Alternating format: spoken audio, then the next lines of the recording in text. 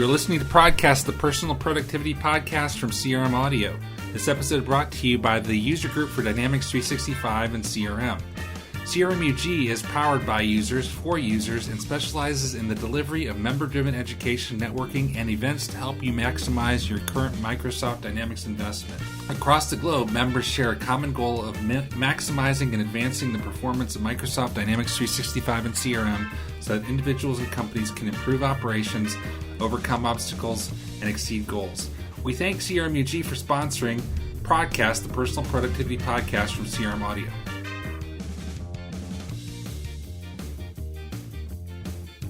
Joel, I saw some exciting news on Twitter. I'm very happy to be talking to you, Mr. Android. I thought you were talking about my recent vacation.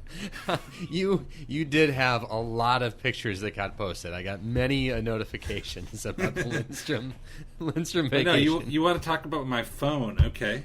I do. I mean, we've had so many conversations here on ProdCast about the ever expanding iOS versus Android debate. Does this mean that Android has won?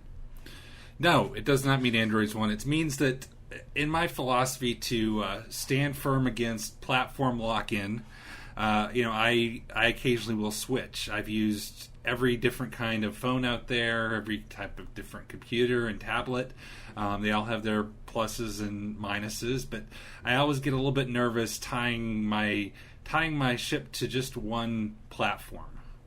Just because, every platform can have good releases and bad releases, and everyone has things that they're good at. So I thought I would change things up. I've really had my eye on it since Microsoft introduced their launcher. Yep. Because the one thing I miss from Windows Phone, there's actually two or three things, but the one thing I miss the most is the alphabetical list of apps. Yep. And it always seemed to me like iOS in its app organization was kind of a throwback to Windows 3.1. Because it was like things are just in every which way, and you can spend a lot of time ordering them, but it just seems like there's a more productive way to do it. And there's also been a couple of things I may have mentioned before. I've had the desire to send delayed text messages. Yes. And with iOS, you can't switch out the standard SMS app, where on Android you can have some that will send delayed text messages from your phone number, because you have a bright idea at 2 o'clock in the morning. I just have to text you, Matthew, but I don't want to wake you up and irritate your pregnant wife. And so, this lets me just like boomerang. So that's why I decided, and I had not been that impressed with some of the Android phones like the Samsungs that junk it up with all this additional stuff. Yeah, so I went with the Pixel 2 with just the stock Android, and so far about 4 days into it, I'm pretty happy with it. Excellent. Well, I'm definitely a fan of going as close to stock Android as you can. When I saw the Pixel 2 note there, and you're talking about it here, that's about as close to stock Android as you're going to get, even though it isn't necessarily just the most basic version of Android. Google's worked their magic to have it play nice with the Pixel 2 hardware. But you bring up an important comment of, like, a lot of the phone vendors, Samsung is especially guilty of this, but all of them do it. They come up with a lot of quote-unquote great ideas that they want to cram directly into the operating system, and they can, to be able to make it work with their hardware. But ultimately, a lot of those things, from my experience, seem to slow the phone down. But more noticeably than the slowdown is battery life. And the more close to stock Android I've been, the better the battery life is. So good call on the Pixel 2. Yeah, that's what I found. And also, from having an Android phone before, I know that when you have an Android device, a Google device versus a third party, the Android ones get the updates first. Yeah. And seeing some of the goodies they announced at the I/O, and the ability to have it make reservations for you and stuff, I want to have that day one. So I went with the Google. So a couple things I found that I like about it. The one thing that was kind of unexpected is I like how it handles pictures, because it separates the screenshots from the photos. Yep. And that's a small thing, but if you look at my photo library from the last year, half the photos are screenshots I took of something. Either, stuff where I had an error message, or I just wanted to preserve a image of a text message, but not something I want to be alongside pictures of my wife and kids. Yeah, well, and they do a few other things breaking that out. I mean, the way that they put things into different folders for different applications. So I use Office Lens. I also use things like Instagram and that kind of thing. I can see not just the the camera photos, screenshots, but also what's been done within each of those applications. So if I want to go find something that was from a whiteboard, I've got that pretty quick access to it as well, without having to dive through the entire timeline history of everything I have. It's also right. a little more safe if I'm trying to pull it up, say at work. I don't have to go past the photos of being at the bar last week to be able to get to the content from the meeting that we had. Right, and the metaphor of Android is very similar to Windows, if you think about it, where you got the desktop, then you got the list of applications, similar to like if you hit the start button on your computer, and you got icons on the desktop. So it feels more similar in that way to the Windows experience for Windows users. Well, and for that, I mean, one of the things you mentioned, the app drawer and having things just in alphabetical order, which is very nice. But the desktop like experience that you have in Android, you can put something in the lower right hand corner if you really want to. It's not the frustration that it is in iOS to try to choose where you want something to be.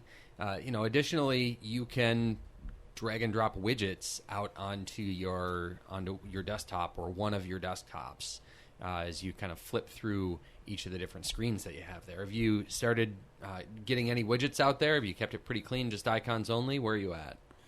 Let's see. I've got my calendar widget on there. That's basically what I got. Okay. So here's one thing that I really appreciate as someone who listens to a lot of podcasts and I like to have a lot of music going through the day. I just picked one of my desktops that I swipe to, and I put all of the little player widgets for each of my music apps. So I have Pandora out there, and Podcast Addict, Spotify, Google Play Music, and links to some video apps as well. So if I want to go get that content, I've got all of them in the same spot. I have the muscle memory to be able to get to each of those. So nice. Something you might consider. No, I hadn't gotten into the multiple desktops yet, but I see how to do that. I made it. The other thing that, and this doesn't require Android to do it, but do you use Google Photos? Yes, I do. Okay. I have recently become aware of really how powerful Google Photos is, because I had tagged people, so if I searched for my son's name, I found all the pictures. Mm-hmm. But I'm amazed at what you can search for and how smart it is. If you search for birthday party, it's smart enough to know every picture has a birthday party. If you search for karate, it finds every picture of somebody wearing a gi or doing karate. Yep.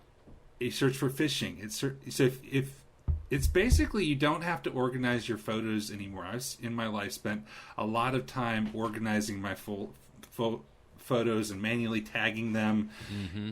I don't have to do that anymore, because when I need to find a photo of my daughter when she was 2 getting a haircut, I could search for haircut and find that picture. Yeah. Wait, you don't have a bunch of photos of your own haircuts in there, Joel? Come on. I'm sure I do. I'm sure that's cluttering it up. I'm going to search right now and tell you how many haircut pictures I have. Let's see. Looks about 10. There you go. Okay. So, a couple other things. One thing that I have really appreciated that is a similar feature to something on iOS, but the implementation's a little different on Android, is the medium press. So the concept of the short press on an app to open it up, the long press to like drag it and move it somewhere else around the screen, but that medium press to be able to get a kind of an intermediate, almost like mini launch screen for each of those. Have you started figuring out which apps have those? Yeah, I have, and that's something that is similar to on iOS. And I gotta admit, I never really got that into doing it, just because. And now, some of the things, like I like on Google Maps, where I can do the press and choose some of my favorite locations like home, that kind of thing. I haven't gotten much beyond it. And I guess shortcuts to like create a new Word document. I've done that as well. Yeah, well, and I use it for, I have talked about Evernote quite a bit on here, but you can choose what your shortcuts are going to be there. So I used to have a launching widget for Evernote, but now I just have it drop down with like search and quick note and audio camera, so I can do each of those different types of notes without even actually going into the app. It'll also load the quick version of those, so it doesn't load the full app, and the responsiveness is much quicker for it. Right. And another one of those that I quite enjoy is getting into a new incognito window for a browser. I can't tell you how many times throughout the day there's something random that comes up, but I don't want to get retargeted ads for it later on. So I'll pop it up and search it in an incognito browser, so I don't get the ads following me around for the next couple of weeks. I feel bad for Metro Garage here in the greater Twin Cities area. We had a spring break on the Garage a few weeks ago, and they're still retargeting ads every time I open a browser. And they already won my business when I found them 2 weeks ago. So it's their ad budget is being blown on me for no good reason. So if you're listing Metro Garage, you already got Matthew. Stop targeting him. Yeah, the other thing that, and again, I've appreciated this on Android devices that I've used in the past, is the file management is just better. And with the files introduced on iOS 11, it got a lot closer. But still, if you are wanting to save something, the workflow of I want to take this website or this document, convert it to a PDF, and save it to my Dropbox or my OneDrive, you can do that on Android. But that whole workflow is much harder on iOS. Mm-hmm. Yep. And same thing with if you want to, for example, even using the Dynamics 365 app, if you want to attach something, the iOS version still, even with the introduction of files, still only lets you insert things from the camera roll, where on Android you can pick from your Google Drive or any of the sources, because it's more true file manager. Yeah, exactly. But again, I haven't given up on iOS. I still have iOS. I think the one thing that I would argue is a better experience is iMessage. If you have people on iMessage, it's just a richer experience. Mm-hmm. But in some ways it's not, because it's changing the SMS standard and using iMessage instead. So if you get on a text message chain with somebody who has iMessage and they start liking images and stuff, it creates kind of a weird experience. Yeah, I've had people send me iMessages before, but I've been long off the platform. It's just some vestiges that come with. I had my first iPad and my iPhone at the same time, and for some reason I still get iMessages on my iPad. Yeah, there's actually a website that you can go to remove your number from iMessage if you haven't. No, okay. Like if you got rid of your device and forgot to remove it. But it works. It works. Right on. So let's see. So yeah, and I've gone back and looked back at some of our old episodes and found things like Quality Time and other such things, and I'm using them and looking at my productivity scores and what apps I'm using, and so that's interesting. Yeah. Another couple of things that I don't think I've shared on the podcast before, as far as little quick wins on Android. When you swipe down and find your kind of open notifications, and you have your some different charms at the top for Wi-Fi and so forth, you can do a long press on each of those items up top to be able to get some different behavior from them. You can also change around which charms are actually showing up there. So if you're never going to use the flashlight, you don't have to have that taking up that valuable real estate as one of the quick actions that you can have up there. Nice. I didn't know you could hold them in and get more actions. So that's good, because I found that a little confusing. Like the Wi-Fi one, I went there and then it just turned it on and off, and I had to go to the settings. But yeah, that's so easier. Yeah, if you long press on Wi-Fi, it pulls up the list of all nearby wireless devices. You can also turn it on and off from there, but pretty nice one, especially as you're going from location to location. Okay. Another one, and I think this will probably be my last one for today, is the long press on the home button when you have something on a screen. Like if I'm on a web page and there's a phone number or an address there, if you long press on the home button, you can say, "What's on my screen?" At the bottom. It's one of the quick links that pops up, and it'll give you options to call that number or add it as a contact or map this address, so you don't have to try to copy it and open the other app, paste it into the other app, and so forth. So it's a really quick experience to be able to do that. Okay, so you're on a website that does it have to have a number or something, or is it just any website? Yeah, so it's basically going to dissect what's on the screen. So it'll give you quick links to be able to, open your phone and call that, or send a text message to that number, or map and get directions to that address. It's just it's a step saver over trying to do it manually. Not all websites have a hyperlink enabled for phone numbers when you're looking at them. So you end up copy and paste, and it's a nice little quick win. I'm surprised at how much I use it. Nice. And that's speaking of browsers, that's the other thing that I like is it's much easier. You really on iOS you can use third-party browsers, but they're kind of a poor imitation of the browser, and you also can't really make a third-party browser like Edge or Firefox your default browser, where with Android you can. And if you say use Edge, it will always use Edge, and it's much more of a seamless experience than trying to use a third-party browser. And the reasons to use third-party browsers I like is both Firefox and Edge, which I use on my Windows computer. I can send a website to that device, kind of a continuum thing to keep working on it. So I find that I don't always use Edge for my main browser, but there's some things I like about it, and the ability to send things to my phone and open them up, which I'm sure I could do with Chrome as well. Just gives a great experience. Yeah, I've been surprised at how much I use Edge on my mobile device. It wasn't particularly advertised at me, but I did install it, and I've actually quite enjoyed the experience. Okay, so that's enough Android stuff that so we don't drive off our iOS listeners like Sean. So what else you got?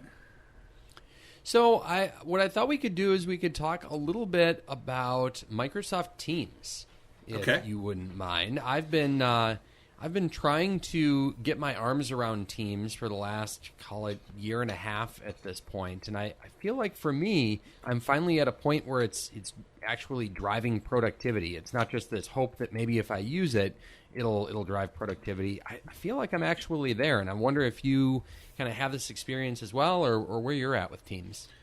I use Teams regularly. I find that any kind of collaboration platform, be it Teams, be it Slack, even things like Yammer, really depend on their value depend on how many other people use it. Mm-hmm. Where if I'm the only one in a team, it doesn't really have any value to me. But if I have a group of people that are working on something, I gotta say I have not found any scenarios yet where Teams becomes an indispensable go-to part of my life. We use it for short-term collaboration. You have a project that's going on. We use that to organize the documents and have the calendar in there and share presentations we're working on and work on them together.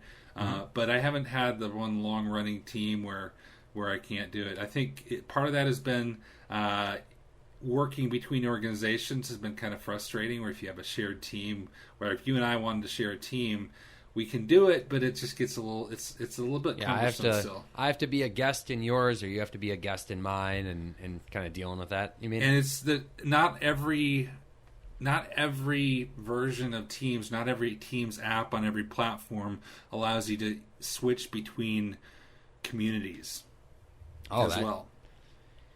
I didn't realize that. Maybe I'm just lucky in the devices and versions that I use, because I haven't run into that. And my other complaint about Teams is the the Windows version seems to be a resource hog.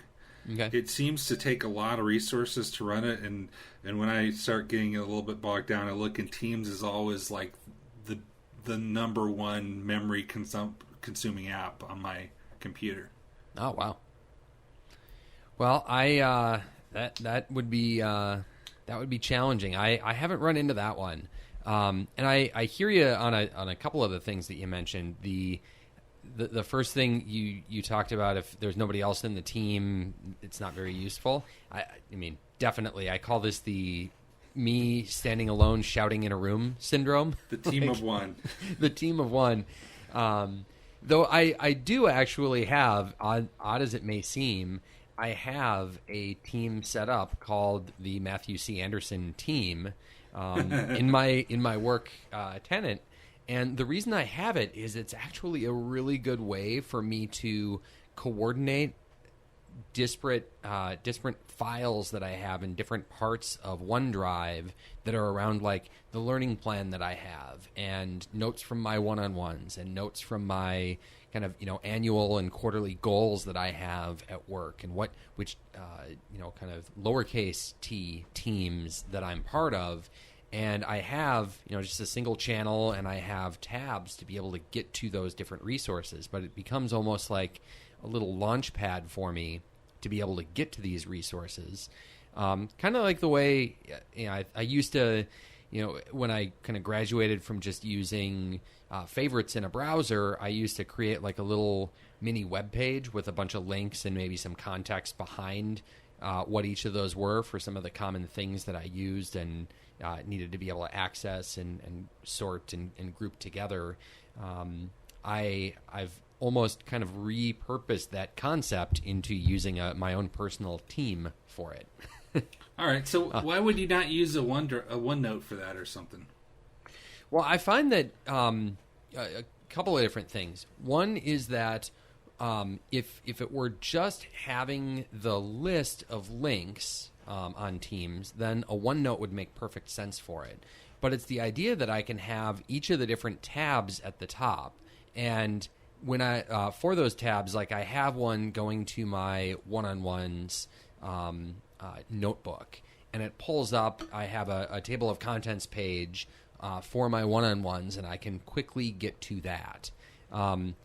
If I wanted to jump over into one of the other things I have, I have one for kind of my quarterly planning sessions. I also have one for kind of a list of other resources. That it's a SharePoint list, but having those be tabs at the top of my team channel, and then the main part of my screen just kind of updates with what I'm looking at.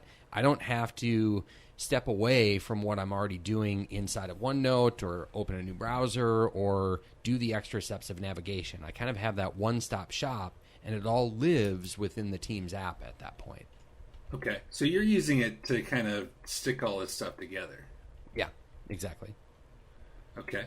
Now the other kind of killer app thing that I didn't anticipate that this is going to be a big deal for me, but actually there are some chatbots that I have that I find to be fantastic tools for me.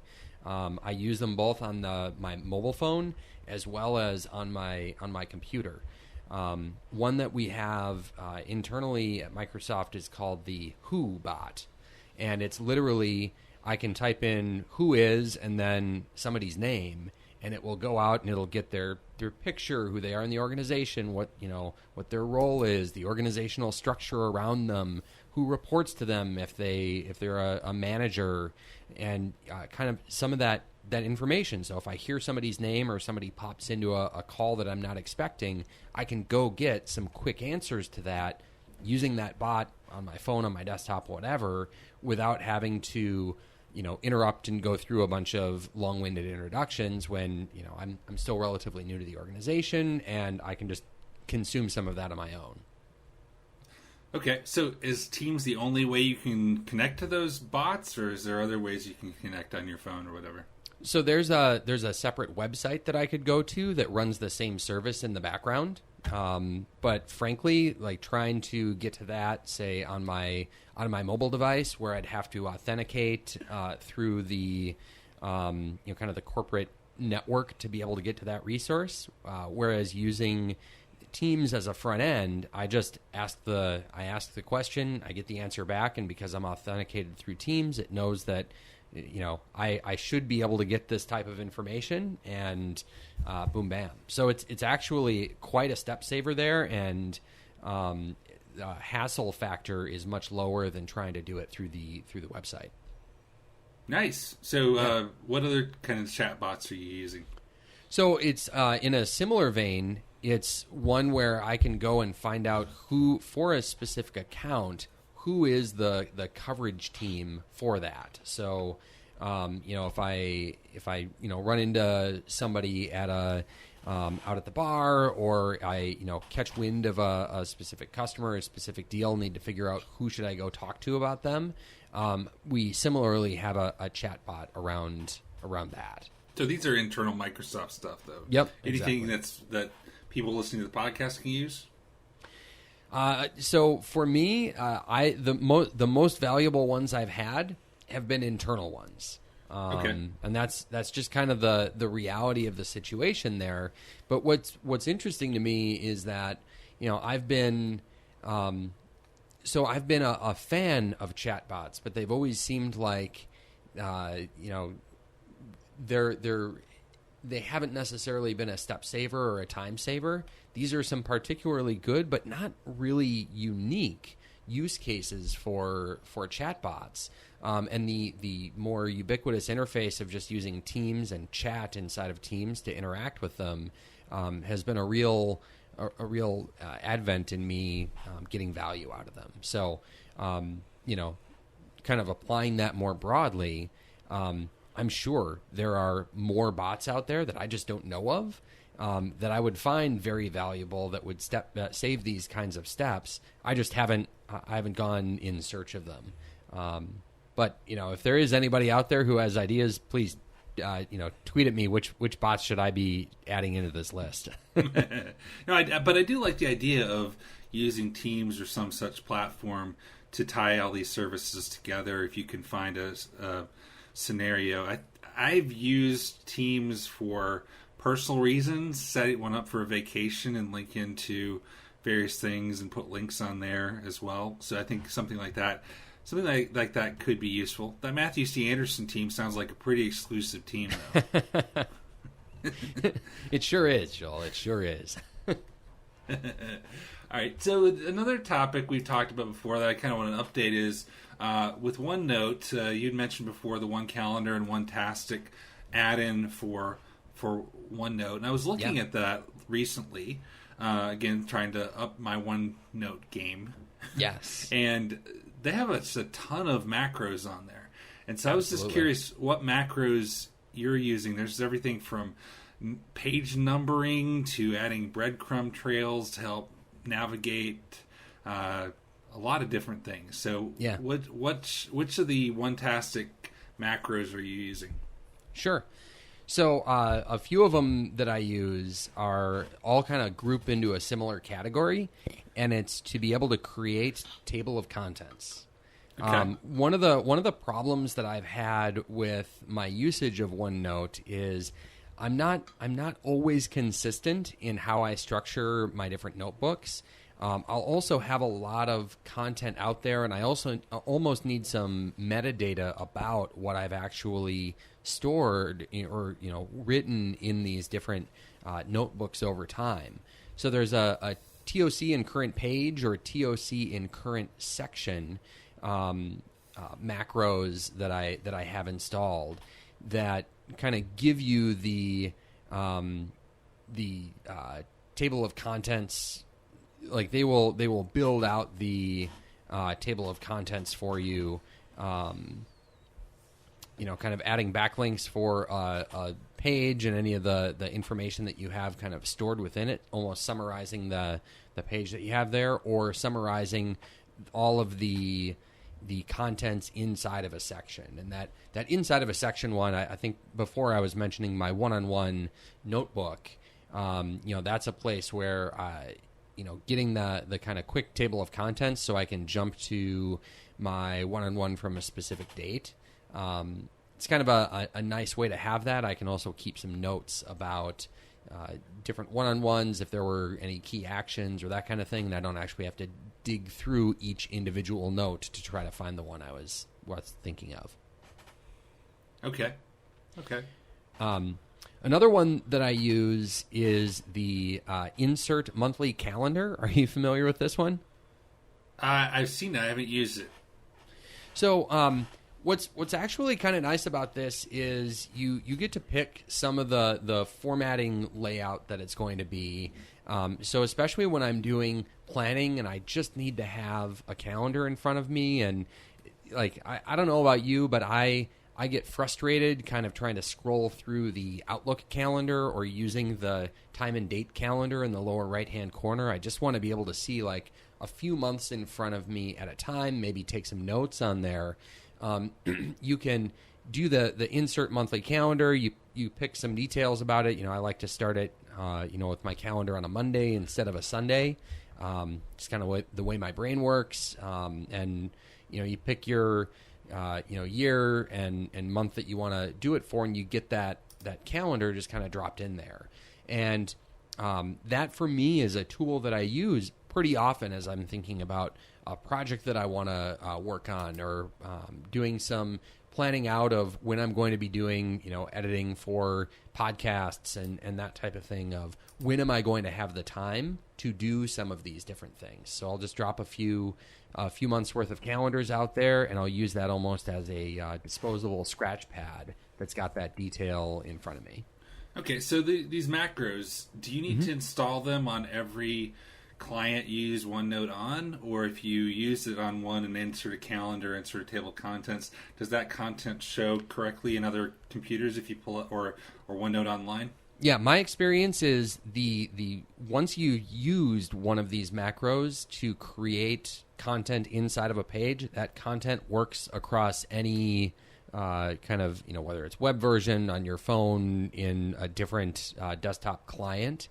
You can consume that content in the same way. But what doesn't happen is, let's say you have Onetastic installed on your work computer, and you also have OneNote on your home computer. You would separately have to install Onetastic on your home computer, as well as any macros that you're using. Right, and it should be said that Onetastic requires you to be running the full desktop version of yes. OneNote. You can't do it with the Windows Store app, which is, Microsoft seems to always be encouraging people to go to the Windows Store app version because it's consistent across the platforms. But there's a lot of things like tagging and macros that aren't supported yet in the Windows Store version. Yeah, I look forward to a day when those come. I use tagging pretty heavily, so any movement there would be able to get me to move toward another version of the app. But for now, on the full desktop client, I shall remain. The problem with tags is similar to the problem with Outlook categories, in that they're unique to the machine, kind of. And so if the tagging metaphor won't really work in mobile, for example. So I think Microsoft is working on some modern version of tagging that is going to work across platforms. Well, if they need a beta tester,